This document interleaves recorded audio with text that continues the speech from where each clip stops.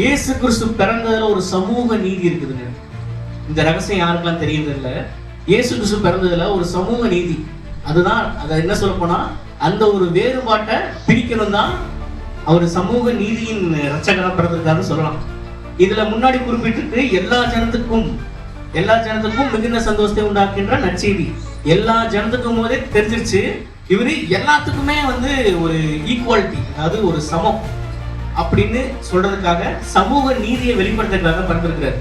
முன்னாடி நான் சொன்னேன், எத்தனை பேர் நோட் பண்ணிக்கிறதுல, இயேசு கிறிஸ்து அரண்மனையில பிறக்கல, மாட்டு தொழுவத்துல தான் பிறந்திருக்கிறாரு. மாட்டு தொழுவத்துல பிறந்துட்டு யார் யார் பார்க்க வர்றாங்கன்னா, மேய்ப்பர்கள் பார்க்க வர்றாங்களா. தேவதூதன் இறங்கி என்ன பண்றாங்கன்னா, மேய்ப்படத்துல சொல்றாங்க, இந்த மாதிரி பிள்ளைங்க துணிகளை சுற்றி இருப்பாங்க, நீங்க போய் பாருங்க அப்படிங்கிறாங்க. சாதாரண ஆடு மேய்க்கிறவங்க யாரை பார்க்க வர்றாங்க? இயேசு கிறிஸ்துவ பார்க்க வர்றாங்க. இன்னொருத்தவங்க வர்றாங்க, யார் அவங்க? சாஸ்திரிகள்.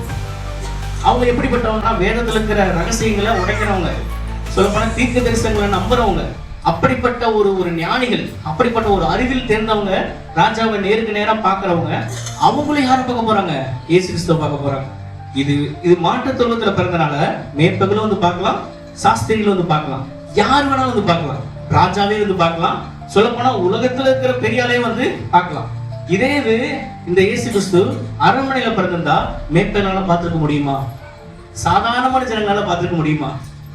அதெல்லாம் நம்ம பார்த்துக்கலாம். பிறந்த ஒரு மாசம் கழிச்சு எடுத்து காட்டுவார் ராஜா, நம்ம பார்த்துக்கலாம். நம்ம அந்த ஒரு சொல்லப்போனா அந்த ஒரு ஃபீல் நமக்கு கிடைக்குமா? அந்த ஒரு அனுபவம் கிடைக்குமா? இயேசு கிறிஸ்து ரட்சகர் பிறந்திருக்கிறார், நம்ம போய் பார்க்கலாங்கிற ஒரு அனுபவம் கிடைச்சிருக்குமா? மேய்ப்பர்களுக்கு கிடைக்கல.